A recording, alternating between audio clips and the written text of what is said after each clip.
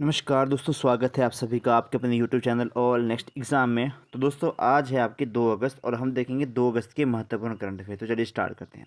आज का हमारा पहला प्रश्न है कि संयुक्त राष्ट्र सामाजिक विकास आयोग के 62nd सत्र के अध्यक्ष किसे बनाएगा। देखो जो यूनाइटेड नेशन जो सोशल डेवलपमेंट जो कमीशन है, देखो जो हमारी यूनाइटेड नेशन के अंदर एक प्रतिनिधि हैं, उनका नाम है रुचिरा कंबोज। तो इस सत्र की अध्यक्ष भी रुचिरा कंबोज को ही बनाया गया। ये क्वेश्चन आता है। कुल मिला के आपको पता है कि यूनाइटेड नेशन में 15 जो हैं वो सदस्य होते हैं। इसमें से 5 आपके परमानेंट सदस्य होते हैं जिनके पास वीटो पावर होती है, और 10 जो हैं वो आपके नॉन परमानेंट होते हैं जो कि 2-2 सालों के लिए चयन किए जाते हैं। ओके जी। तो अच्छा, यूनाइटेड नेशन की अगर हम बात करें तो ये आपका संयुक्त राष्ट्र सामाजिक विकास आयोग है। इसकी स्थापना 1946 में हुई थी। इसमें अभी तक सिर्फ 46 देश इसके सदस्य हैं और इसका कार्यकाल 4 वर्षों तक रहेगा इनका, रुचिर कंबोज का। अगला प्रश्न है हमारा मिशेल ब्लॉक। देखो ये क्वेश्चन बार बार आ रहा है और ये आपको एग्जाम में भी देखने को मिलेगा। ये ऑस्ट्रेलिया के केंद्रीय बैंक की पहली महिला गवर्नर हैं, याद रखिए। यूएनओ की अगर हम बात करें, यूएनओ के जो महासचिव हैं, जो उनका नाम है एंटोनिया गुटारेस, जो कि पुर्तगाल से संबंधित है। ये क्वेश्चन भी बहुत बार आपसे पूछा जाएगा।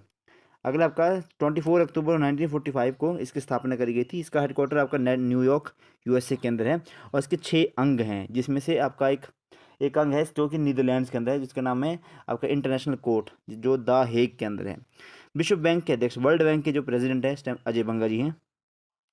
अगर हम देखें कि यूनाइटेड नेशन महासभा का 78th सत्र के अध्यक्ष किसे बनाया गया, तो डेनिस फ्रांसिस को बनाया गया, जो कि त्रिनिदाद एंड टोबैगो से संबंध रखते हैं। अगला प्रश्न, संयुक्त राष्ट्र सुरक्षा परिषद में, जो कि मैंने अभी आपको बता दिया, सिक्योरिटी काउंसिल के अंदर 15 सदस्य हैं, जिसे हम पी वो जानते हैं। 5 आपके सदस्य आपके परमानेंट सदस्य हैं जिनके पास वीटो पावर है, और 10 आपके पास नॉन परमानेंट सदस्य हैं, जिसमें से भारत भी एक है। अच्छा, P5 वीटो पावर किस किस के पास है? यूएसए, यूके, फ्रांस, रशिया और चाइना। अगला प्रश्न, प्रधानमंत्री मोदी द्वारा लॉन्च यूरिया गोल्ड मिट्टी में किसकी कमी को दूर करेगा। तो अगर यूरिया गोल्ड की अगर हम बात करें तो ये सल्फर की कमी को दूर करेगा मिट्टी के अंदर। राजस्थान में इसे लॉन्च करा गया। सल्फर कोटेड यूरिया होगी एक तरह से ये, जिसका निर्माण करेगी आपकी Rashtriya chemical and fertiliser limited. Okay, इसका कमी क्या है कि आपके यूरिया और खाद की कम मात्रा में, मतलब पर्याप्त जो कि कम मात्रा में डाल के भी पर्याप्त आपको पैदावार मिल सके, कम लागत में फसल की गुणवत्ता बेहतर हो। ओके जी। अच्छा, सल्फर एक जगह और भी यूज़ होता है, वोल्कनाइजेशन ऑफ द रबड़, यानी कि रबड़ के वल्नीकरण में सल्फर का प्रयोग होता है। ये भी कई बार क्वेश्चन पूछ लिया जाता है। यूरिया का फॉर्मूला देखते हो आप, NH2COO होता है, और लैब में सबसे पहला जो बनाया गया था कोई प्रोडक्ट, वो आपका यूरिया ही था। अगला प्रश्न, मूत्र का पीला रंग किसके कारण होता है? तो ये आपका यूरोक्रोम के कारण होगा। ओके, ओके, मूत्र का पीला रंग। अगर हम बात करें तरल नैनो यूरिया का पहला संयंत्र कहाँ लगाया गया, तो कलोल गुजरात के अंदर लगाया गया। ये भी क्वेश्चन आपसे कई बार पूछ लिया जाएगा। नेक्स्ट क्वेश्चन देखो, ये नैनो यूरिया वाला क्वेश्चन आपको देखने को जरूर मिलेगा। पहला कलोल गुजरात और सेकंड प्रयागराज यूपी के अंदर लगाया गया, याद रखें। अगला प्रश्न, किस भारतीय संस्थान ने स्टार फायर एल्गोरिदम का विकास किया? तो ये रमन रिसर्च इंस्टीट्यूट ने इसका स्टार्ट किया। यूज़ कहाँ होगा? भविष्य में अंतरिक्ष मिशन के लिए सर्वश्रेष्ठ कक्षा का चयन करेगा ये। मतलब ये क्या करेगा, देखो आपके अंतरिक्ष में इस टाइम बहुत सारे रॉकेट हैं, कोई किस कंट्री का, कोई किस कंट्री का है रॉकेट, मतलब कोई उपग्रह हैं, तो सबसे सेफेस्ट जगह कौन सी होगी ये उसका पता लगाएगा। अच्छा, ये क्या करेगा, ये अनवांटेड रेडियो फ्रिक्वेंसी का अनुमान लगाएगा और उसको चेक करेगा कि भाई कहाँ से फ्रिक्वेंसी कहाँ से आ रही है, और कहाँ पे हमें जो अंतरिक्ष यान है वहाँ भेजना थोड़ा सा सेफ रहेगा, और कहाँ पे वहाँ पे भेजना रिस्की रहेगा। ये सारी चीज़ों का आंकलन ये करेगा। चंद्रमा पर पहले जाने वाली पहली महिला कौन होगी? तो ये कृष्णा कोच होगी। जो मिशन आर्टेमिस है नासा का, उसके तहत इसको उनको भेजा जा रहा है। कृष्णा कोच, इनके बारे में पढ़ना भाई। ये शायद इकलौती ऐसी महिला हैं जो कि आपका जो इंटरनेशनल स्पेस स्टेशन है अंतरिक्ष में भी रह के आई हैं, और ज़मीन के सबसे जो डेप्थ पॉइंट है मेरिना ट्रेंच शायद, तो वहाँ पे भी ये जाके आई हैं। अगला क्वेश्चन देखेंगे, एस्ट्रॉयड बेल्ट आपके मंगल ग्रह और बृहस्पति ग्रह के बीच में पाई जाती है। आंतरिक ग्रह इनर प्लैनेट किस किस को कहते हैं? बुध, शुक्र, पृथ्वी, मंगल को हम इनर प्लैनेट के नाम से जानते हैं। रॉसकॉस्मॉस किस देश की अंतरिक्ष एजेंसी है? तो ये रशिया की एजेंसी है, याद रखें इसको भी। हर्ट्ज किसकी मात्रक है? हर्ट्ज किसकी? HZ आपकी फ्रीक्वेंसी की मात्रकता है। अगला क्वेश्चन आपका, 5वां विश्व कॉफ़ी सम्मेलन कहाँ पे संपन्न हुआ? तो 5वां जो वर्ल्ड कॉफ़ी सम्मेलन में इस बार 2023 में भारत के अंदर हुआ। देखो याद रखिए, कॉफ़ी सम्मेलन, SCO, फिर आपका G20, इनका मेजबान इस टाइम भारत है। ब्रांड एम्बेसडर किसको बनाया गया? रोहन बोपन्ना, जो कि टेनिस के खिलाड़ी हैं। भारत में इसका आयोजन पहली बार हो रहा है। सबसे पहला इसमें हुआ गया था, सबसे पहला वो था यूके के अंदर, सेकंड ब्राज़ील, थर्ड ग्वाटेमाला और फोर्थ इथोपिया। इंपॉर्टेंट नहीं है। अगला प्रश्न है आपका, अंतर्राष्ट्रीय कॉफ़ी संगठन का आयोजन कहाँ पे, मतलब इसका हेडक्वार्टर कहाँ पे है? ठीक है जी, तो इसका हेडक्वार्टर इंग्लैंड के अंदर। ये क्वेश्चन कई बार पूछ ली जाएगा आपसे। अगला प्रश्न, फर्स्ट संयुक्त राष्ट्र जल सम्मेलन कहाँ पे हुआ? तो न्यूयॉर्क, रशिया, न्यूयॉर्क यूएसए के अंदर हुआ। और आपका न्यूयॉर्क कौन से नदी के किनारे बसा हुआ शहर है? तो ये हडसन नदी के किनारे बसा हुआ शहर है। अच्छा, अगला क्वेश्चन है आपका कि ब्राज़ील में चाय के बागान, कॉफ़ी के बागान को क्या कहा जाता है? तो फेजेंडा, फेजेंडा कहा जाता है, याद रखें। कॉफ़ी बंदरगाह है ब्राज़ील की सेंटोस बंदरगाह। बाबा बुदान की पहाड़ियाँ, भारत का सबसे पहला कॉफ़ी का पौधा यहीं पे लगाया गया था और ये कर्नाटक इंडिया के अंदर है। G20 की अध्यक्षता इस बार भारत कर रहा है और G20 की 2024 की अध्यक्षता इस बार अगला साल ब्राज़ील करेगा। ये भी क्वेश्चन बनेगा। अगला प्रश्न, किस देश के तेज गेंदबाज स्टुअर्ट ब्रॉड ने संन्यास की घोषणा कर दी? ये वही हैं स्टुअर्ट ब्रॉड जिनको ये 2007 के T20 वर्ल्ड कप में युवराज सिंह ने 6 बॉलों में 6 छक्के लगाए थे। ओके जी, अब ये वर्ल्ड के सेकंड फास्ट बॉलर हैं जिन्होंने 600 से ज़्यादा विकेट हैं। इनके 37 साल की शायद इनकी उम्र हुई थी अभी तक। इनसे आगे एक और है जो शायद 41 साल के हैं, आपके जिमी एंडरसन। ठीक है जी, उनके भी 600 से ज़्यादा विकेट हैं और वो भी फास्ट बॉलर हैं। 800 ऑटोबायोग्राफी किसकी है? तो मुथैया मुरलीधरन की है, जो कि श्रीलंका के स्पिन बॉलर थे। ICC test cricket of the year किसको मिला? तो बेन स्टोक को मिला। T20 का मिला सूर्य कुमार यादव को और वनडे का मिला बाबर आजम को। अगला क्वेश्चन आपका, वनडे वर्ल्ड कप 2023 कहाँ पे होगा? तो अक्टूबर में भारत के अंदर होगा और इसके ब्रांड एम्बेसडर हैं शाहरुख खान हैं।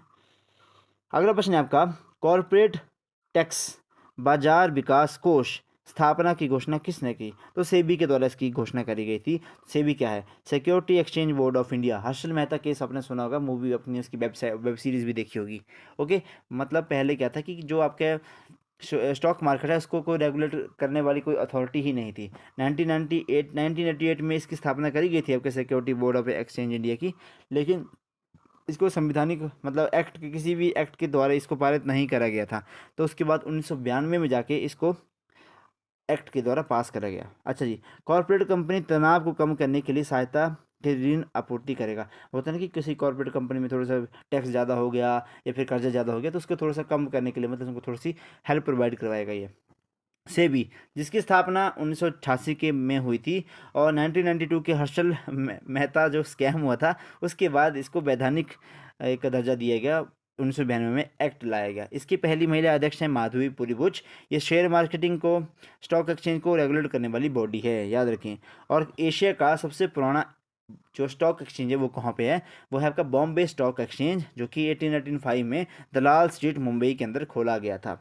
सेंसेक्स, अच्छा सेंसेक्स को जो जारी करता है इंडेक्स वो बॉम्बे स्टॉक एक्सचेंज करता है। और एक हमारे पास दो इंडेक्स हैं बेसिकली, एक है बॉम्बे स्टॉक एक्सचेंज और एक है आपका नेशनल स्टॉक एक्सचेंज। तो जो नेशनल स्टॉक एक्सचेंज का इंडेक्स है उसको हम निफ्टी कहते हैं। अगला प्रश्न, वन्य जीव संरक्षण बॉन्ड किसने जारी किया? ये भाई काले गैंडे के संरक्षण के लिए वर्ल्ड बैंक के द्वारा इसको जारी करा गया था, बहुत इंपॉर्टेंट रहेगा। सारथी ऐप किसका है? तो सारथी ऐप आपका सेबी का है। अगला प्रश्न, केंद्र सरकार ने बुनियादी साक्षरता को बढ़ावा देने हेतु कौन सा मोबाइल ऐप लॉन्च किया? तो उल्लास मोबाइल ऐप लॉन्च किया, और किसके द्वारा? जो कि हमारे शिक्षा मंत्री है धर्मेंद्र प्रधान, उनके द्वारा लॉन्च करा गया। उल्लास क्या है? Understanding life long learning for all in society, जन जन साक्षर अभियान साथ में इसके साथ द्वारा चलाया जाएगा, सीखने को बढ़ावा दिया जाएगा। और 15 साल के प्लस स्कूल जाने का अवसर खो चुके हैं उनको भी बोला कि तुम्हें इस तरह से द्वारा से एजुकेशन प्रोवाइड करवाई जाएगी। शिक्षा के अधिकार की अगर हम बात करें तो आर्टिकल नंबर 21A के अंदर जब आपका 21वां ए ऐड करा गया था, जब 86वां संविधान संशोधन 2002 के अंदर आया था तब इसको ऐड करा गया था। प्रोजेक्ट रेल कहाँ किसका है? तो भाई ये शिक्षा में गुणवत्ता सुधार के लिए झारखंड का हुआ। देखो जी, प्रोजेक्ट रेल है, कन्फ्यूज़ हो जाओगे आप एग्जाम में कि रेल है तो पक्का किसी रेलवे से संबंधित होगा, लेकिन यह है आपका शिक्षा से संबंधित। शिक्षा शिक्षा आपकी कंकरंट लिस्ट में है, समवर्ती सूची में है, जिसको 42वें संविधान संशोधन के बाद 1976 में डाला गया था। उसमें इसके अंदर 5 विषय थे। उत्साह पोर्टल यूजीसी के द्वारा स्टार्ट करे गए थे। अगला क्वेश्चन, अमेजन इंडिया ने देश के पहले फ्लोटिंग स्टोर का उद्घाटन कहाँ पे करा? फ्लोटिंग स्टोर का उद्घाटन भाई डल लेक के अंदर करा गया। देखो इनका वेयर हाउस थे बड़े बड़े, तो एक इनका वेयर हाउस खोला गया डल लेक के अंदर, कि हम जो डल लेक के अंदर जो भी लोग रहते हैं या फिर आसपास रहते हैं उनको वहीं से ही प्रोवाइड करवाई जाए फैसिलिटी। ओके जी। दूर दराज के स्थानों पर भी डिलीवरी की सुविधा के लिए इसको स्टार्ट करा गया। आई हैव स्पेस प्रोग्राम के तहत इसको स्टार्ट करा गया। तैरता हुआ नेशनल पार्क कौन सा है? तो काबू लामजाओ नेशनल पार्क, जो कि मणिपुर में है, विश्व का पहला फर्स्ट फर्स्ट का इकलौता ही है जो कि फ्लोटिंग नेशनल पार्क है। अगला क्वेश्चन अगर हम देखें, फ्लोटिंग फेस्टिवल कहाँ पे मनाया जाता है? तो मंदसौर मध्य प्रदेश के अंदर। G20 पर्यटक समूह की तीसरी बैठक जम्मू एंड कश्मीर के अंदर संपन्न होगी। बुलर झील जम्मू एंड कश्मीर में है और झेलम नदी के पास है। भारत की मीठे पानी की सबसे बड़ी झील आपकी बुलर झील ही है, बुलर लेक ही है। अगला प्रश्न, डिवाइन लाइट हाउस की आधारशिला कहाँ रखी गई? तो उड़ीसा के अंदर इसकी रखी गई। राष्ट्रपति द्रौपदी मुर्मू द्वारा इसकी आधारशिला रखी गई और काम क्या है कि आध्यात्मिक खुशहाली को बढ़ावा देना। एक होती है आपकी आध्यात्मिक खुशहाली और एक होती है आपकी मेंटली, मतलब मेंटली तो ये है ही, सोशली खुशहाली, मतलब अलग अलग तरह का जो खुशहाली को करेगी, लेकिन ये करेगी आध्यात्मिक खुशहाली को बढ़ावा देने के लिए। Brahma Kumari divine light house के द्वारा। ठीक है जी। अगला प्रश्न देखेंगे, आर्टिकल 52 किसके द्वारा है? क्या कहता है? चलो थोड़े से राष्ट्रपति से जो संबंधित आपके अनुच्छेद हैं उनके बारे में थोड़ा सा कर लेते हैं रिवाइज। आर्टिकल 52 कहता है कि भारत का एक राष्ट्रपति होगा। आर्टिकल 53 कहता है कि कार्यपालिक शक्तियां राष्ट्रपति में निहित होंगी और वो सेना का सर्वोच्च कमांडर भी होगा। आर्टिकल 54 कहता है कि निर्वाचन मंडल कौन कौन इसका निर्वाचन करे, मतलब कौन कौन इलेक्शन सेलेक्ट कौन करेगा, कौन हमें अपना राष्ट्रपति बनाना है। तो जितने भी आपके इलेक्टेड एमएलएज और एमपीज होंगे वो सारे इसमें भाग लेते हैं। 55 आर्टिकल कहता है कि वोट पद्धति एकल संक्रमणीय वोट पद्धति होनी चाहिए। 56 कहता है कि कितना कार्यकाल रहना चाहिए। 57 का कहता है कि पुनर्निर्वाचन होगा या नहीं होगा। 58 कहता है कि क्या क्या योग्यताएं होनी चाहिए।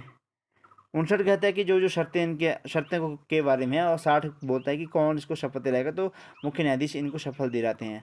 आर्टिकल नंबर 61 सबसे इंपॉर्टेंट है, जो है इम्पीचमेंट प्रोसेस महाभियोग, जिसमें बोला गया कि कुल सदन की 2/3 हिस्से में अगेंस्ट वोट पड़ने चाहिए, तभी किसी को हम इम्पीच कर सकते हैं। और भारत का आजकल कोई भी एक भी ऐसा राष्ट्रपति नहीं है जिसके खिलाफ महाभियोग लाया गया है। अगला प्रश्न, महाराष्ट्र सरकार ने फर्स्ट उद्योग रत्न अवार्ड देने की घोषणा किसकी करी? भाई जो सबसे ज़्यादा डिजर्विंग है भारत के अंदर, रतन टाटा जी। ऑर्डर ऑफ द ऑस्ट्रेलिया भी इनको मिल चुका है भाई, बहुत ही इंपॉर्टेंट पर्सनैलिटी है भारत के लिए। फ्रांस का सर्वोच्च सम्मान मोदी जी को मिला। सुरीनाम का द्रौपदी मुर्मू को मिला।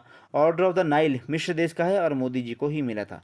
सेकंड जो 5 ईयर प्लान था 1956 से 61 तक जो चला था, उसमें हमने भारी उद्योगों के ऊपर बल दिया था और इसका महालनोबिस मॉडल के तहत इसको तैयार करा गया था, याद रखें। तो जी यूपी सरकार ने लखनऊ में लॉन्च किया सीएम कमांड सेंटर। ये क्वेश्चन जी आपके कंप्लीट हो गए। तो ये थे आज के आपके करंट अफेयर। आई होप आप इन वीडियोज़ को रेगुलर देख रहे होंगे। तो प्लीज़ इन वीडियो को लाइक करें, शेयर करें और जो चैनल पे फर्स्ट टाइम आए हैं प्लीज़ चैनल को सब्सक्राइब भी करें। धन्यवाद। जय हिंद, जय हिमाचल।